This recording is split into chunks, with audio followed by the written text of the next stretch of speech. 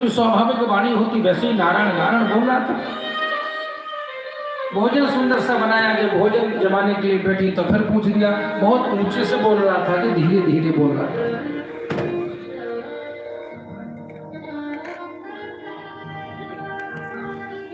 कुछ माताएं समझदार होती हैं, पति से कुछ अपना मनोरथ सिद्ध करवाना हो, सोने की चेन बनवानी हो तो उनको मूड देख करके बात करनी पड़ती है।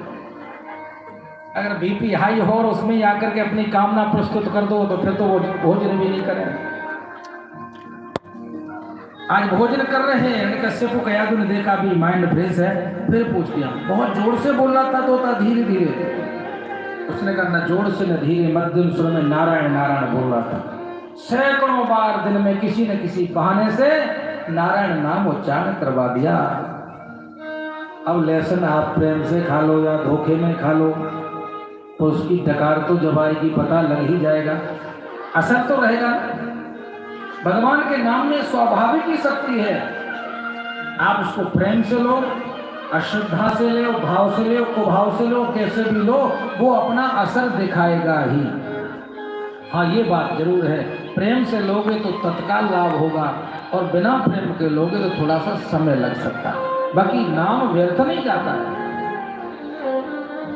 और वर्णन आता है कि कयादु गर्भवती हुई है, उसी समय प्रहलाद जी उदर में आए हैं। इधर तपस्या करने चला गया और कुछ समय के बाद इंद्र घबराने लगा। कयादु गर्भवती है, कोई भयानक असुर को उत्पन्न न करते। पकड़ के ले जा रहा था, बीच में देवऋषि नारद का आश्रम आया। नारद जी ने कहा छोड़, उस इंद्र स्वर्ग का राजा होने पर तुझे शर्म नहीं आती? अगर तेरे में बल था तो जब उसका पति घर पे था तब हरण करके लाता। नहीं महाराज, मुझे इससे कोई द्वेष नहीं है। भुवन में भक्ति की पताका फैलाने वाला, भुवन में भक्ति की पताका फैलाने वाला होगा। इंद्र छोड़ गया।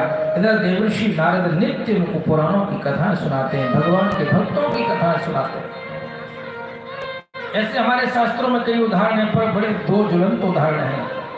प्रहलाद जी के अंदर जो भक्ति के संस्कार आए हैं वो माँ के गर्भ में जब थे तभी उन्हें संस्कार मिल गए। तो एक वीरवर्षी अभिमन्यु महाराज ने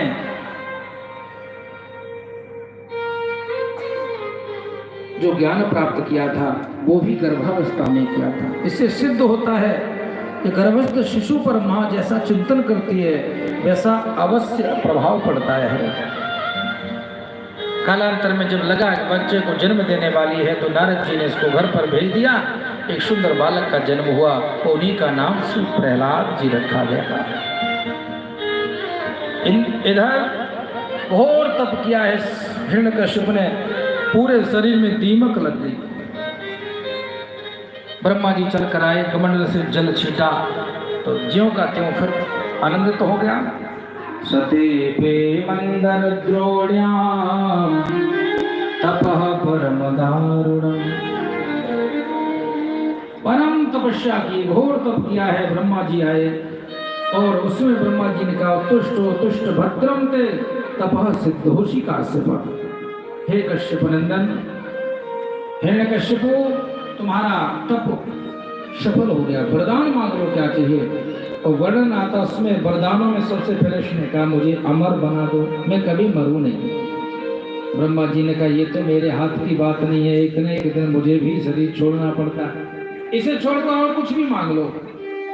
तो उसने अपने हिसाब से लिस्ट बना दी, न दिन में मरूं, न रात में मरूं, न घर के ऊपर मरूं, न नीचे मरूं, न घर के बाहर मरूं, न भीतर मरूं, बनाए हुए 12 महीनों में न मरूं, न अस्त्र से मरूं, न शस्त्र से मरूं, न नर से मरूं, न पशु से मरूं, ब्रह्मा की बनाई हुई सृष्टि से किसी से न मरूं। ब्रह्मा जी ने कह दिया ये वो मस्तु। अब इसने अपने दिमाग में तो गणित लगा लिया कि यही सब आदमी बाहर मरेगा या भीतर मरेगा, ऊपर मरेगा या नीचे मरेगा, दिन में मरेगा या रात में मरेगा। इन सब से नहीं मरने का वरदान तो हमने ले लिया, तो अपने आप में अमर बन बैठा। लेकिन भगवान को कोई न कोई रास्ता निकाल ही लेते हैं। आकर कृष्ण ने बहुत तांडव मचाया, बहुत उपद्रव किया है। प्रहलाद जी में तो जन्मजात संस्कार है। वर्णन आता है पहला कि इतने बड़े कुसंग में रहे लेकिन इन पे ऊपर असर नहीं पड़ा। कहे रही न उत्तम